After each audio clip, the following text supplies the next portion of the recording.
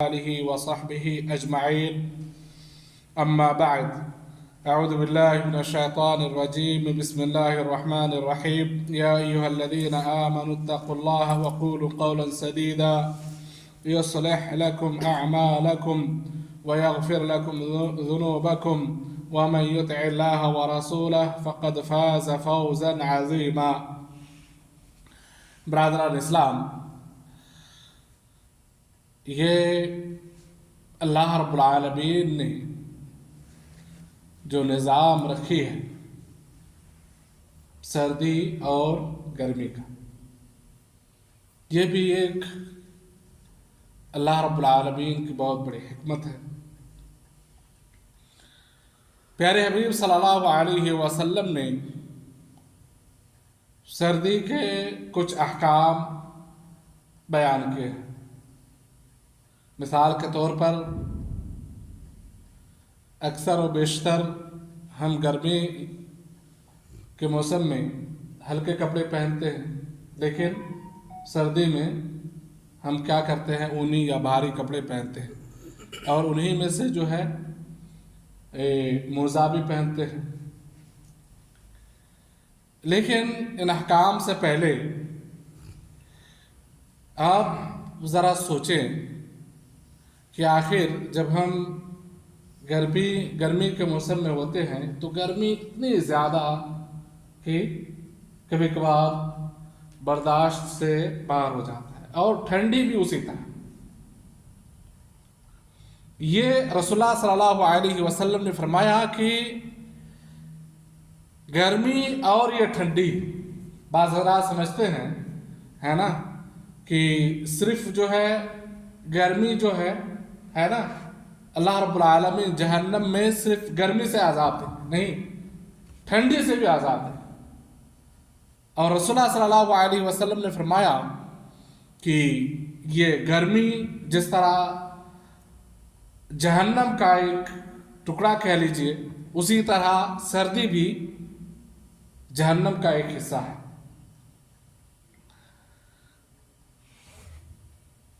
بخاری اور مسلم کے اندر ایک حدیث موجود ہے. راوی حدیث ابو ہریرہ رضی اللہ تعالی عنہ ہے. عن ابی ہریرہ رضی اللہ تعالی عنہ قال قال رسول اللہ صلی اللہ علیہ وسلم اشتكت النار الى ربها فقالت يا رب اكل بعضي بعضا فجعل لها نفسين، نفسا في الشتاء ونفسا في الصيف، فشدة ما تجدون من البرد من زمهريرها وشدة ما تجدون من الحر من سمومها. ابو ہریرہ رضی اللہ تعالیٰ عنہ فرماتے ہیں کہ رسول اللہ صلی اللہ علیہ وسلم نے فرمایا کہ اشتکت النار الى ربها، جہنم نے اللہ رب العالمین کی یہاں شکایت کی. کس نے شکایت کی؟ جہنم نے. کہ فقالت یا رب اکل بعضی بعضا، یعنی گرمی کی وجہ سے بعض نے بعض کو کیا کر رہی ہے، کھا جا رہی ہے. اکل بعضی بعضا، بعض نے یعنی گرمی کی وجہ سے، اتنی سخت گرمی. آپ سمجھ رہے ہیں کہ اگر دنیاوی زندگی میں ہے نا میچز کی ایک ٹکڑا اگر میچز چلاتے ہوئے ہاتھ میں جو ہے گلو پہ لگ جاتی ہے تو کتنی تکلیف ہوتی ہے نا.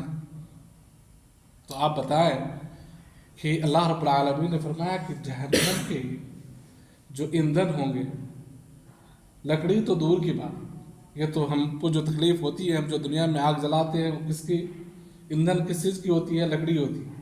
لیکن اللہ رب العالمین نے جو تیار کر کے رکھے ہیں جہنم، ان کے ایندھن کیا ہوں گے، پتھر اور انسان ہوں گے، ہے نا. تو آپ سمجھ سکتے ہیں کہ اس کی گرمی کتنی تیز ہوگی اور اس کی آگ کتنی تیز ہوگی. تو اللہ رب العالمین کے یہاں شکایت کی کہ اکل بعضی بعض، بعض نے بعض کو جو ہے کھا رہی ہے. تو اللہ رب العالمین نے فجعل لها نفسین، تو اللہ رب العالمین نے اس کی دو نفس کر دی، یعنی دو جو ہم سانس لیتے ہیں ہے نا، نفس، نفسا فی الشتاء و نفسا فی الصیف، ایک نفس کس میں، شتاء میں سردی میں، اور ایک کس میں، گرمی میں، گرمی۔ فشدۃ ما تجدون من البرد من زمہریرها،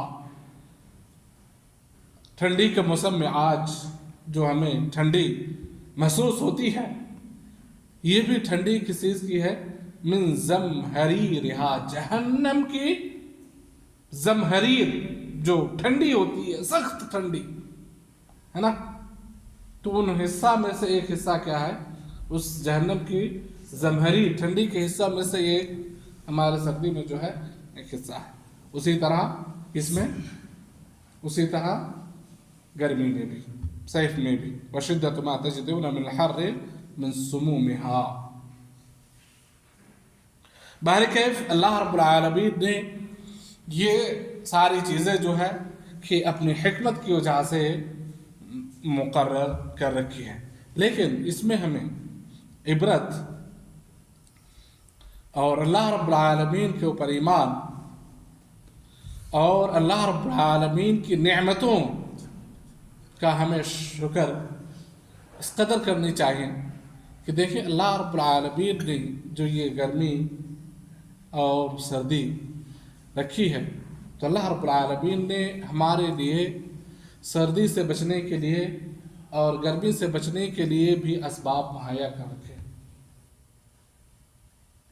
اور ان نعمتوں میں سے ہمارے سردی میں نعمت کیا ہے، یہ کپڑے، اونی کپڑے جو ہم پہنتے ہیں ہے نا، سردی سے بچنے کے لیے۔ ابھی اگر ہم بولیں کہ ہم دیکھیں ہمیں تھوڑی سی سردی ہوتی ہے، ٹھنڈی محسوس ہوتا ہے، ہم فوراً کیا کر لیتے ہیں، انہی کپڑے پہن لیتے ہیں، لیکن آپ ان لوگوں کے بارے میں ذرا سوچیں ہے نا، جس کے پاس ٹھنڈی سے بچنے کے لیے کپڑے تو دور کی بات، گھر بھی نہیں، ٹھنڈی سے بچنے کے لیے ہے نا، گھر بھی نہیں، جو کھلے آسمان میں رہتے ہیں، اور ان کے پاس یہ ٹھنڈی سے بچنے کے لیے کپڑے بھی نہیں ہوتے۔ تو اللہ رب العالمین کی نعمتوں میں سے ایک بہت بڑی نعمت ہے کہ اللہ رب العالمین نے ہمیں ان کپڑوں سے نوازا ہے جس سے ہم اپنے آپ کو بچا سکتے ہیں۔ لہذا انسان کو چاہیے کہ وہ کیا کرے، اللہ رب العالمین کی نعمتوں کا شکریہ ادا کرے۔ دوسری چیز یہ ہے کہ سردی کے موسم میں کیا ہوتا ہے، رات لمبی ہو جاتی ہے اور دن کیا ہوتا ہے، چھوٹا ہو جاتا ہے۔ تو سلف کا کیا طریقہ تھا ٹھنڈی کے موسم میں؟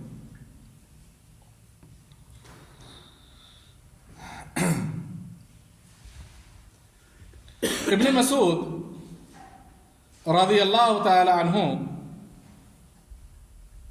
کا یہ قول ہے، وہ کہا کرتے تھے کہ مرحبا بالشتاء تتنزل فيه البركة يطول فيه الليل للقيام ويقصر فيه النهار للصيام۔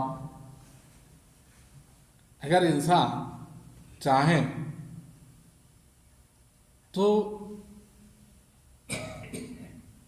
گرمی کے مقابلے میں سردی میں اللہ رب العالمین کی زیادہ سے زیادہ عبادت کر سکتے ہیں۔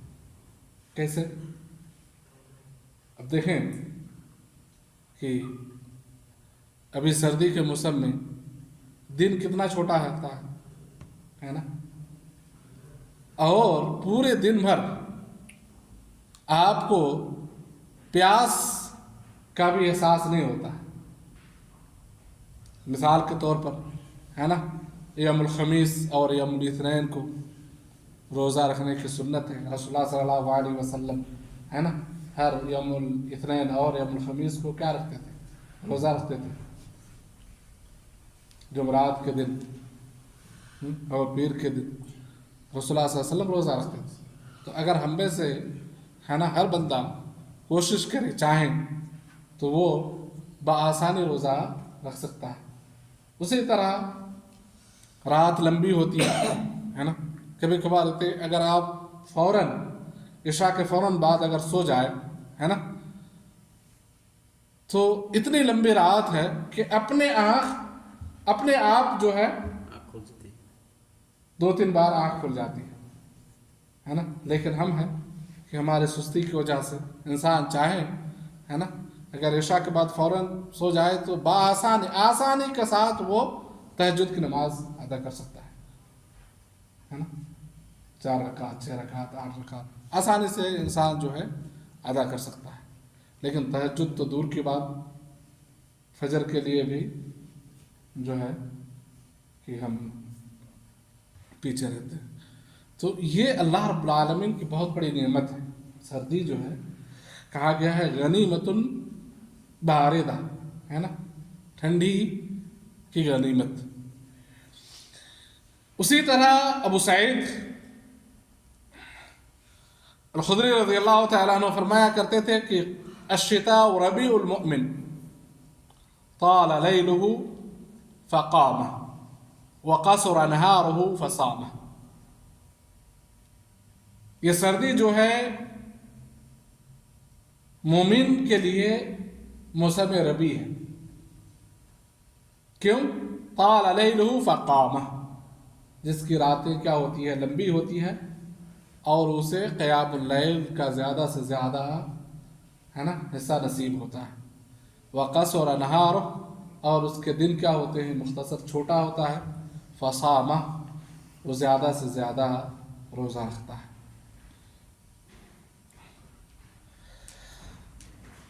وكان أبو هريرة رضي الله تعالى عنه يقول ألا أدلكم على الغنيمة الباردة؟ قالوا بلى، قال الصيام في الشتاء۔ ابو ہریرہ رضی اللہ تعالی عنہ فرماتے تھے کیا میں تم لوگوں کو الغنیمت الباردہ یعنی ٹھنڈی کی غنیمت کے بارے میں نہ بتاؤں؟ لوگوں نے کہا کہ کیوں نہیں، ہمیں بتائیں۔ فرمایا کہ الصیام فی الشتاء، ٹھنڈی کے موسم میں کیا رکھنا ہے؟ روزہ رکھنا۔ اس میں دوسری بات یہ ہے کہ اگر کسی کا روزہ قضا ہو ہے نا تو وہ بآسانی اس موسم میں روزہ قضا کر سکتا ہے نا، اس موسم میں روزہ رکھ سکتا ہے۔ اس کے علاوہ نفلی روزہ،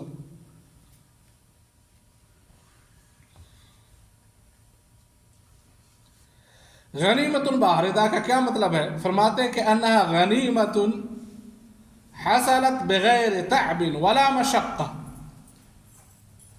یعنی اگر آپ اس موسم میں روزہ رکھیں تو آپ کو زیادہ تکلیف نہیں ہوگی،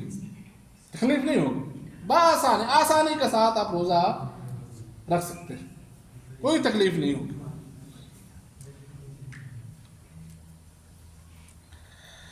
اور حسن بصری رحمہ اللہ فرمایا کرتے تھے کہ نعمہ زمان المؤمن الشتاء، کیا ہی اچھا موسم ہے مومن کے لیے سردی کا موسم۔ مومن کے لیے اچھا موسم کون سا ہے؟ سردی کا موسم ہے۔ لیلہ طویل فقام، اس کی راتیں کیا ہوتی ہے؟ لمبی ہوتی ہے۔ یقوم، لہذا اس میں وہ تہجد کی نماز ادا کر سکتا ہے، قیام کر سکتا ہے، قیام اللیل کر سکتا ہے۔ وَنَهَارُهُ قَصِيرٌ يَصُومُ، اور اس کا دن کیا ہوتا ہے؟ چھوٹا ہوتا ہے، اور جس سے وہ کیا روزہ رکھ سکتا ہے۔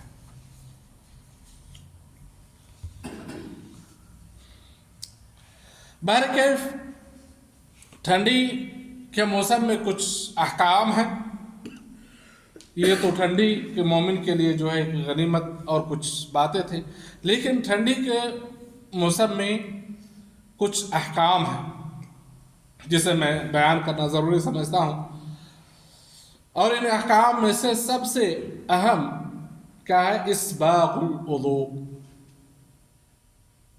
مکمل طریقے سے وضو بنانا۔ اکثر لوگ ہے نا ٹھنڈی کے موسم میں وضو بناتے وقت کیا کرتے ہیں؟ جلدی کرتے ہیں، کیونکہ پانی ٹھنڈا ہوتا ہے نا۔ اسباغ الوضو کا معنی ہے اتمامہ و اکمالہ، یعنی مکمل طریقے سے وضو بنانا، ٹھیک ویسے ہی جیسے پیارے حبیب صلی اللہ علیہ وسلم نے ہمیں وضو کا طریقہ سکھایا ہے۔ ابو ہریرہ رضی اللہ تعالی عنہ راوی حدیث ہے، صحیح مسلم کے اندر یہ حدیث موجود ہے۔ رسول اللہ صلی اللہ علیہ وسلم نے فرمایا: الا ادلکم علی ما یمحو اللہ بہ الخطایا ویرفع بہ الدرجات؟ قالوا بلى یا رسول اللہ، قال اسباغ الوضوء علی المکارہ وكثرة الخطى إلى المساجد وانتظار الصلاة بعد الصلاة۔ رسول اللہ صلی اللہ علیہ وسلم نے فرمایا کہ الا ادلکم علی ما یمحو اللہ بہ الخطایا، کیا میں تمہیں ایسے اعمال کے بارے میں نہ بتاؤں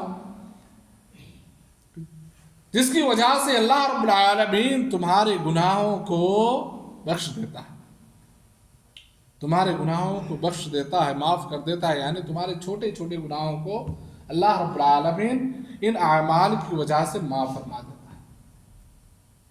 کیونکہ کبیرہ گناہ کے بخشش کے لیے کیا؟ توبہ شرط ہے، اور وہ بھی توبۃ نصوحا، خالص توبہ۔ لیکن جو چھوٹی چھوٹی گناہیں ہوتی ہیں، چلتے پھرتے اٹھتے بیٹھتے ہے نا بات کرتے، یہ جو چھوٹی چھوٹی گناہیں ہوتی ہیں، صغیرہ گناہیں، اللہ رب العالمین ان اعمال کی وجہ سے معاف فرما دیتا ہے۔ اگر صحیح طریقے سے آپ یہ اعمال کرتے ہیں تو اللہ رب العالمین ان چھوٹی چھوٹی گناہوں کو یوں ہی معاف کر دیتا ہے ان اعمال کی وجہ سے۔ صرف اعمال کو، صرف گناہوں کو معافی نہیں کرتا، بلکہ وَيَرْفَعُ بِهِ الدَّرَجَاتِ، جنت میں آپ کے درجات بھی بلند کرتے ہیں، آپ کا مقام بھی اللہ رب العالمین بلند کرتا ہے، کیونکہ جنت کے کئی درجات ہیں، کئی مقام ہیں، اپنے اپنے اعمال کے مطابق اللہ رب العالمین وہ مقام اور وہ درجہ عطا کرتا ہے۔ قالوا بلا یا رسول اللہ، صحابہ کرام نے فرمایا کہ کیوں نہیں اللہ کے رسول، ہمیں ضرور بتائیں۔ صحابہ کرام یوں ہی حریص ہوتے تھے اچھے اعمال کرنے کے، تو رسول اللہ صلی اللہ علیہ وسلم نے بتایا کہ پہلا عمل یہ ہے اسباغ الوضوء علی المکارہ، صلاۃ اللہ وبرکاتہ، اسباغ الوضوء علی المکارہ، ناپسندگی کی حالت میں مکمل طریقے سے وضو بنانا۔ مثال کے طور پر ابھی سردی کا موسم ہے نا، پانی بہت زیادہ ٹھنڈا ہے، ہاتھ لگانے کی مرضی نہیں ہوتی، جی نہیں چاہتا کہ ہم اس میں ہاتھ لگائیں، ہے نا، کیونکہ سب کے پاس تو یہ گیزر اور یہ گرم پانی نصیب نہیں ہوتا، پانی اس قدر ٹھنڈا ہے، دل نہیں چاہتا، لیکن اللہ رب العالمین کو راضی کرنے کے لیے، اللہ کی رضامندی کے لیے ایسے ٹھنڈا پانی میں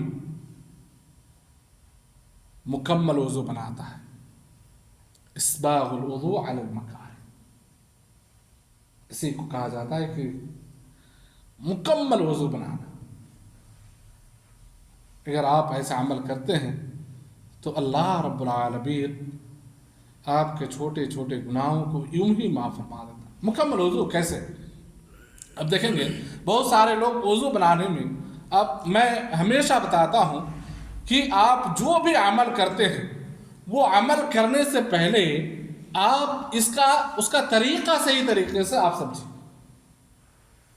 ورنہ آپ زندگی بھر وہ عمل کرتے رہیں گے لیکن لاسٹ میں پتا چلا کہ وہ آپ کا عمل ہی کیا تھا؟ غلط تھا، وہ آپ کا طریقہ ہی غلط تھا.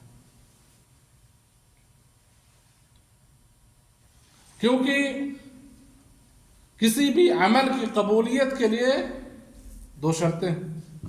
ایک تو ہے کہ آپ کی نیت خالص ہونی چاہیے، اور دوسری شرط کیا ہے کہ وہ طریقہ رسول اللہ صلی اللہ علیہ وسلم کے طریقے کے مطابق. وضو کا طریقہ کیا ہے؟ آپ جب چہرہ دھو رہے ہوتے ہیں، بہت سارے لوگوں کو دیکھیں گے چہرہ دھو رہے ہوتے ہیں، کیا کرتے ہیں؟ پانی لے ایسے ایسے یہاں پہ ڈالے، 3 مرتبہ دھو. طریقہ سے نہیں. غسل الوجہ، رسول اللہ صلی اللہ علیہ وسلم نے چہرہ دھونے کا حکم دیا. چہرہ کو کون سا ہے؟ یہ جو آپ کے منبت الشعر، جہاں سے بال نکلتا ہے سر کا، یہاں سے لے کے یہ کان کے لاسٹ تک، یہ کان ہے نا، آپ کا چہرہ یہاں تک کان تک ہے، اور آپ نے صرف یہاں تک دھو لیا، تو یہ جگہ آپ کی کیا رہ گیا؟ خشک رہ گیا، دھویا نہیں. تو آپ پورا چہرہ دھویا نہیں، نہیں دھوئے. لیکن آپ اسی وضو میں جو ہے کہ نماز پڑھنی. اگر آپ کا وضو صحیح نہیں تو نماز بھی صحیح نہیں ہوگا. اس لیے آپ کے لیے ضروری ہے کہ آپ سب سے پہلے طریقہ معلوم کریں، اور طریقہ یہ ہے کہ آپ مکمل چہرے کو دھوئیں، مکمل چہرے کو دھوئیں، ہے نا. ایسے دھو لیں آپ کا ادھر بھی خشک رہ گیا، سوکھا رہ گیا، ادھر بھی سوکھا رہ گیا، نہیں. آپ صحیح طریقے سے دونوں ہاتھ سے چہرہ کو آپ نیچے تک جو ہے دھوئیں. اسی طرح ابھی موٹا کپڑے، ان کے کپڑے پہنتے ہیں، کوئی ہاتھ اٹھاتے ہیں یہاں تک. رسول اللہ صلی اللہ علیہ وسلم نے کیا فرمایا؟ غسل الیدین، ید ہاتھ، الی المرفقین. تو یہ کیا ہے؟ مرفق. تو یہ آپ کا جو ہے کہ سوکھا نہیں رہنا چاہیے، یہ بھیگنا چاہیے، ہے نا. یہ ہاتھ کے اندر کیا ہے؟ شامل ہے. آپ نے یہاں تک اٹھایا اور صرف یہاں تک ہی دھو لی، اور ادھر جو ہے خشک رہ گیا، تو پر بھی آپ کا مکمل وضو نہیں ہوا.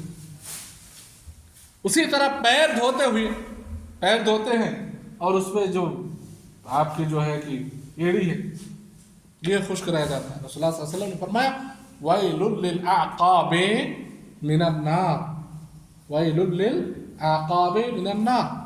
آپ صلی اللہ علیہ وسلم نے سخت وعید فرمایا. جو وضو تو بناتا ہے لیکن وضو بناتے وقت وہ اپنا پیر صحیح سے نہیں دھوتا ہے، اس کا ٹخنا جو ہے سوکھا رہتا ہے. عقب ہمارا یہاں کیا ہے؟ ٹخنا. اگر وہ خشک رہ جاتا ہے تو آپ کا وضو بھی مکمل نہیں. اس لیے چاہیں گرمی کا موسم ہو اور بالخصوص سردی کے موسم میں، کیونکہ اکثر لوگ کیا کرتے ہیں؟ سردی کے موسم میں ہی غلطی کرتے ہیں.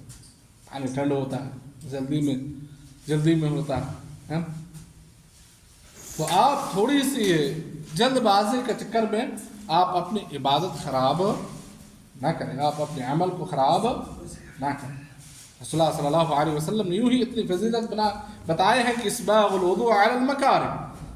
کیا فضیلت ہے؟ یمحو اللہ بہ الخطایا ویرفع بہ الدرجات، کہ اللہ رب العالمین آپ کے تمام صغیرہ گناہوں کو معاف فرما دیتا ہے. آپ اگر مکمل طریقے سے وضو بناتے ہیں، غور کریں، ہے نا. اگر آپ کیا کرتے ہیں؟ کبیرہ گناہ سے بچ کے رہتے ہیں، اور دن میں آپ کیا کم از کم 5 مرتبہ وضو بناتے ہیں، فجر سے لے کر جو ہے ظہر تک آپ کی جتنی صغیرہ گناہ ہوئی ہیں، آپ نے ظہر کے وضو بنائے، اگر صحیح طریقے سے وضو بنائے، یوں ہی نہیں کہ اپنی مرضی سے وضو بنا لی. رسول اللہ صلی اللہ علیہ وسلم نے جو طریقہ بتایا ہے، جو طریقہ سکھایا ہے، اس طریقے سے آپ نے وضو بنایا. تو فجر سے لے کر ظہر تک جو چھوٹی چھوٹی گناہیں ہوئی ہیں وضو بنانے کی وجہ سے آپ کی تمام گناہیں اللہ رب العالمین یوں ہی معاف کر دیں۔ پھر ظہر سے عصر تک، عصر کے جب آپ وضو بنائیں تو جو چھوٹی گناہیں ہوئی ہیں ساری گناہیں معاف ہو گئیں۔ اس طرح اگر آپ 5 وقت کی نماز ادا کرتے ہیں، 5 وقت وضو بناتے ہیں تو دن ختم ہو جاتا ہے، ہاں رات ختم ہوتی ہے، لیکن آپ کا صغیرہ گناہ نہیں بچتا ہے، ختم ہو جاتا ہے۔ تو آپ اگر سوچیں ہے نا کہ جو لوگ نماز ہی نہیں پڑھتا، وضو ہی نہیں بناتا، تو ان کے گناہیں کیا ہو جاتی ہے؟ گناہوں کا پہاڑ بن جاتا ہے، کیونکہ انہوں نے وضو ہی نہیں بنایا تو ان کا گناہ تو دھرا کا دھرا رہ گیا،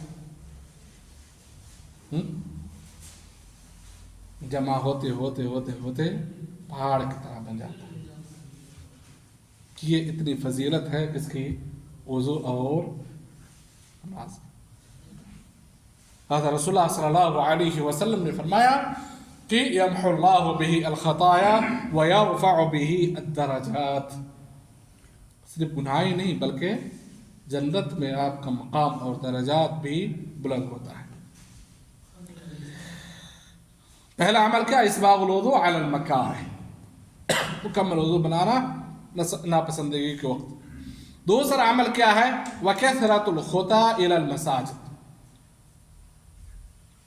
ٹھنڈی کا موسم ہے، گرمی کا موسم ہے، لیکن آپ موسم کا لحاظ نہ کرتے ہوئے زیادہ سے زیادہ نماز کہاں پہ؟ مسجد پہ جا کے ادا کرتے ہیں۔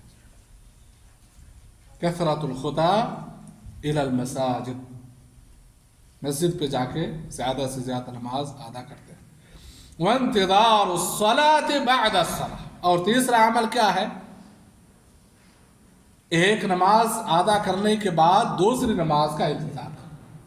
فجر کی نماز پڑھ لی، فجر کی نماز ادا کرنے کے بعد ظہر کا انتظار کرتے ہیں کہ کب ظہر کی اذان ہوگی کہ ہم ظہر کی نماز ادا کریں۔ ظہر کی نماز ادا کر لی، عصر کا انتظار کرتے ہیں، کب عصر کی اذان ہوگی کہ ہم نماز ادا کریں۔ عصر کی نماز ادا کر لی، مغرب کا انتظار کرتے ہیں، کب مغرب کی اذان ہوگی کہ ہم مغرب ادا کریں۔ مغرب کے بعد عشاء کے انتظار کرتے ہیں، عشاء پڑھ لی، عشاء کے بعد اس نیت سے سوتا ہے کہ ہم فجر کی نماز ادا کریں گے۔ انتظار الصلاۃ بعد الصلاۃ، ایک نماز ادا کرنے کے بعد دوسری نماز کا انتظار کریں۔ اگر آپ یہ دیکھیں تو اللہ رب العالمین نے اللہ رب العالمین اتنا بڑا مہربان کہ آپ کی صرف نیت کی وجہ سے آپ کو اتنا بڑا اجر عطا کرتا ہے۔ کوئی محنت ہے، آپ نے دل کے اندر صرف نیت کر دی۔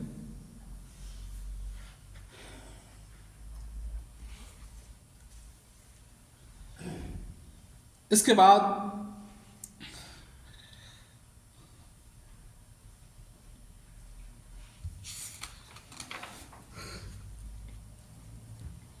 جو سردی کے موسم میں احکام مسئلہ آتا ہے وہ ہے احکام المسح علی الخفین، موزوں کے اوپر مسح کرنا۔ موزوں کے اوپر مسح کرنا، اس کے کئی مسائل ہیں۔ پہلی بات تو یہ ہے کہ خف اور جورب کسے کہا جاتا ہے؟ خف جو ہوتا ہے جسے خفین ہم کہتے ہیں وہ چمڑوں کا بنا ہوا ہوتا ہے، اور دوسرا ہوتا ہے کیا؟ جورب، جو ہم آج کل پہنتے ہیں، جو اون کے کپڑے کا بنا ہوا ہوتا ہے۔ خف ہوتا ہے کیا؟ چمڑے کے کپڑوں کا بنا ہوا، اور جورب کون سا ہوتا ہے؟ جو اون کے کپڑے کا بنا ہوا ہوتا ہے، جو آج ہم پہنتے ہیں۔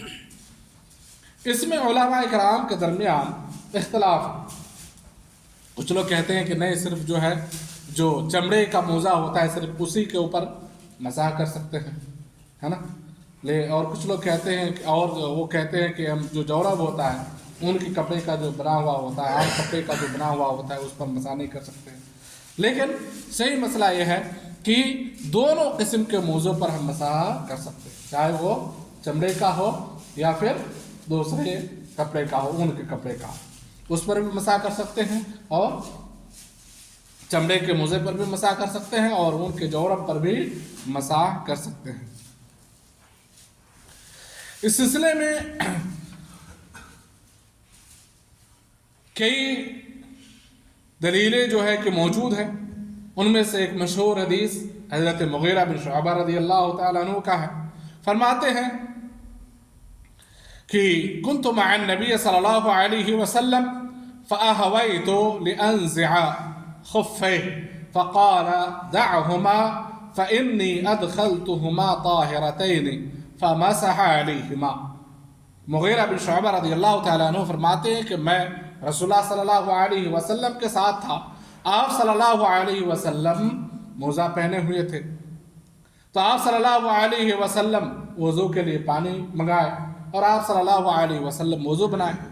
جب آپ صلی اللہ علیہ وسلم وضو بنا رہے تھے اور آپ صلی اللہ علیہ وسلم جب پیر دھونے والے تھے، ہے نا، تو فآہویت كنت مع النبی صلی اللہ علیہ وسلم فآہویت لأنزع خفیہ، چونکہ آپ صلی اللہ علیہ وسلم موزہ پہنے ہوئے تھے تو آپ صلی اللہ علیہ وسلم کی خدمت کا شرف حاصل کرنے کے لیے میں نے جھکا۔ کس لیے جھکا؟ تاکہ آپ صلی اللہ علیہ وسلم جو موزہ پہنے ہوئے ہیں میں موزہ آپ صلی اللہ علیہ وسلم کے مبارک پیر سے نکالوں۔ تو رسول اللہ صلی اللہ علیہ وسلم نے فرمایا دعہما، دونوں موزوں کو چھوڑ دو، رہنے دو۔ کیوں؟ فإنی ادخلتہما طاہرتین، کیونکہ میں جب موزہ پہنا تو پاکی کی حالت میں نے موزہ پہنا، یعنی میں اس پر کیا کروں گا؟ مسح کروں گا۔ فمسح علیہما، لہذا رسول اللہ صلی اللہ علیہ وسلم دونوں موزہ پر کیا کیے؟ مسح کیے۔ آپ صلی اللہ علیہ وسلم کیا کیے؟ مسح کیے۔ لہذا پتہ چلا کہ رسول اللہ صلی اللہ علیہ وسلم خود موزوں پر کیا کیے ہیں؟ مسح کیے۔ لیکن موزوں پر مسح کرنے کے کچھ شروط ہیں، اگر وہ شرطیں نہ پائے جائے تو پھر مسح کرنا جائز نہیں ہوگا۔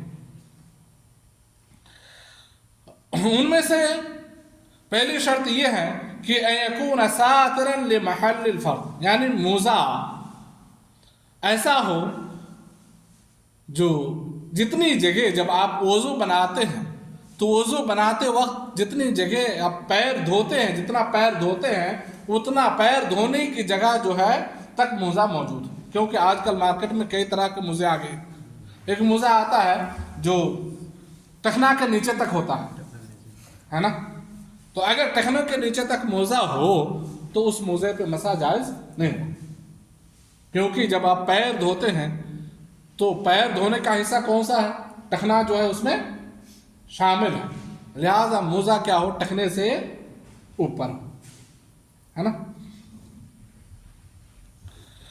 دوسری چیز یہ ہے کہ موزہ آپ اس وقت جو ہے کہ مسح کرنا جائز ہوگا جب آپ موزہ وضو کرنے کے بعد پہنیں۔ اگر بغیر وضو کے آپ نے موزہ پہن لیا ہے تو پھر اس کے اوپر مسح کرنا جائز نہیں ہوگا۔ رسول اللہ صلی اللہ علیہ وسلم نے کیا فرمایا کہ دعہما فإنی ادخلتہما طاہرتین، میں وضو کی حالت میں تھا اور وضو کرنے کے بعد میں نے جو ہے دونوں موزہ پہنے۔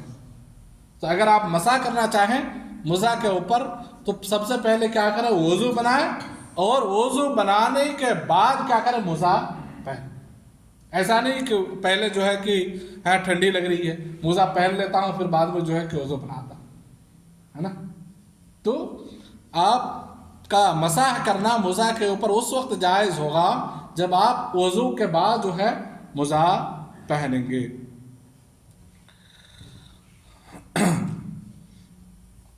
اسی طرح موزہ کے اوپر جب آپ مسح کر رہے ہوتے ہیں تو وہ رسول اللہ صلی اللہ علیہ وسلم نے مدت قائم کر دی ہے، مقیم کے لیے اور مسافر کے لیے الگ الگ مدت ہے۔ مقیم کے لیے کتنا وقت ہے؟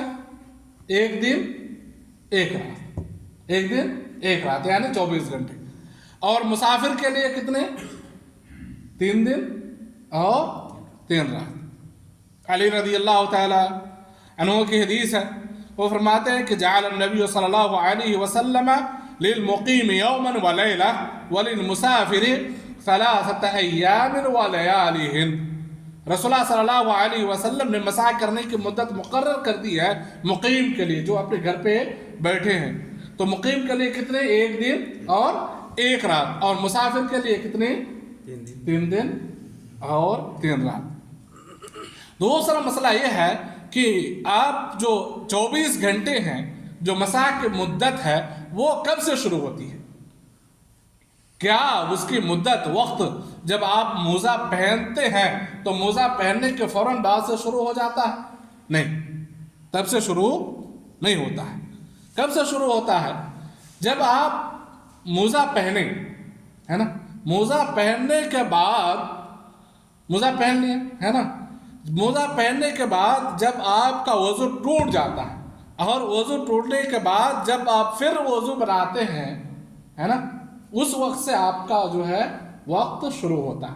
جیسے مثال کے طور پر آج جمعہ کا دن ہے نا، آپ نے جمعہ کی نماز کے لیے وضو بنایا، وضو بنانے کے بعد جو ہے آپ نے موزہ پہن لی، ہے نا، پھر نماز کے لیے چلے گئے، جمعہ کی نماز کے لیے، ہے نا، آپ کا وضو ہے نا، آپ کا وضو ہے، اور آپ نے وہ موزہ پہنا ہی رہا یہاں تک کہ عصر کی نماز کا وقت ہو گیا،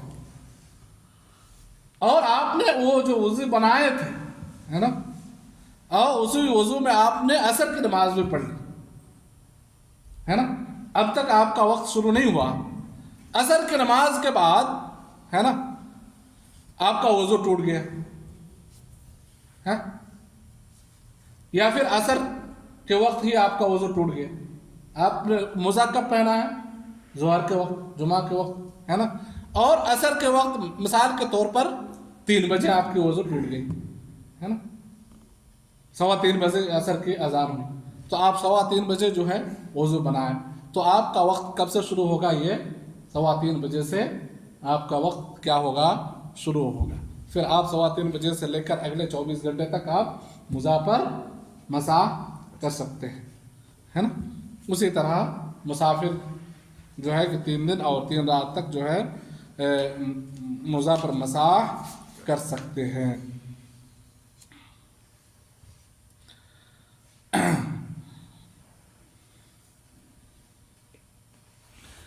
اسی طرح اہم مسئلہ یہ ہے کہ جب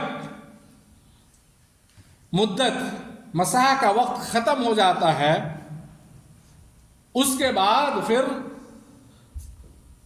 موزوں کے اوپر مسح کرنا جائز نہیں ہوگا۔ اگر کوئی اس طرح کرتا ہے کہ وقت ختم ہو گیا، وقت ختم ہونے کے بعد اگر اس نے مسح کیا اور اس نے نماز پڑھی تو اس کی وضو بھی صحیح نہیں اور نماز بھی صحیح نہیں۔ لہذا رسول اللہ صلی اللہ علیہ وسلم نے جو وقت مقرر کر دی ہے اسی وقت کے لیے جو ہے کہ یہ مسح کرنا جائز ہوگا۔ اگر وقت ختم ہو جاتا ہے، وقت ختم ہونے کے بعد اگر کوئی مسح کرتا ہے تو پھر اس کا وضو بھی صحیح نہیں اور اس کی نماز بھی صحیح نہیں ہوگی، کیونکہ اس کا جو ہے کہ وقت ختم ہو چکا ہے۔ لہذا انسان کو چاہیے کہ یہ جو اہم مسائل ہیں، کوئی بھی آپ عبادت کرتے ہیں، ہے نا، یا کسی مسئلے پر آپ عمل کرتے ہیں تو صحیح طریقے سے اس مسئلے کو آپ سب سے پہلے کیا کریں؟ سمجھیں۔ بہرکیف یہ چند سردی کے موسم کے یہ چند مسائل تھے۔